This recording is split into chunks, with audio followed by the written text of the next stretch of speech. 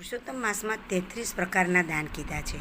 આમ તો દરેક દાનની સંખ્યા 33 હોવી જોઈએ, પણ કળી કાળમાં ફક્ત 33 દાન આપો તો પણ તેનું સંપૂર્ણ પુણ્ય અને ફળ મળે છે.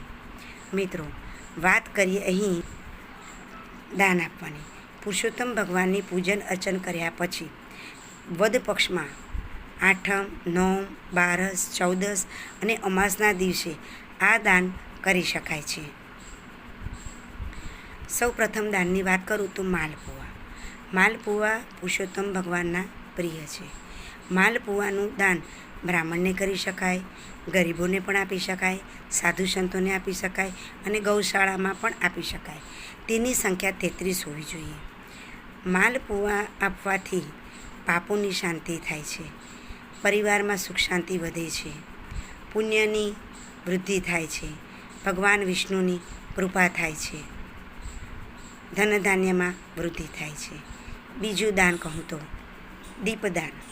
દીપદાનમાં જો રૂની વાટ હોય તો 33 અને સૂતરની વાટ હોય તો 1039 સંખ્યાની કરવાની હોય છે.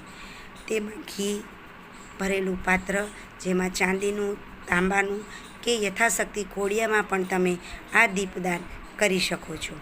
ત્રીજું દાન ધાન્યનું દાન. 7 પ્રકારના ધાન્ય છે: ઘઉં, ચોખા, જુવાર, બાજરી, કુદરી, જાર. આ ધાન્યમાં 33 ઢગલી કરીને પણ આપી શકાય છે, 1.25 કિલો આપી શકાય, 1.25 શેર પણ આપી શકાય, 1.25 પણ આપી શકાય, 1.25 મુઠ્ઠી પણ આપી શકાય. તમારી યથાયોગ્ય હોય તે પ્રમાણે તમે તેનું દાન કરી શકો છો. ચોથું છે કઠોળ, જેમાં મગ, ચણા, તુવેરની દાળ, ચણાની દાળ એમ 5 પ્રકારના કઠોળનું દાન કરવાનું. 33 પીપળાના પાન અથવા તો કપૂરી પાન અને 33 એલાયચી. આ છે 5મું દાન.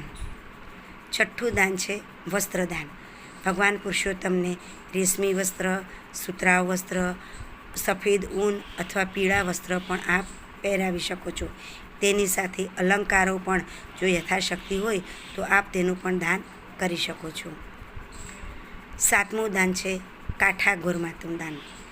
કાંઠા ગોરમાતાને સ્ત્રી શૃંગારની, સૌંદર્યને લગતી અલંકાર તેમજ વસ્ત્રનું દાન કરી શકાય છે.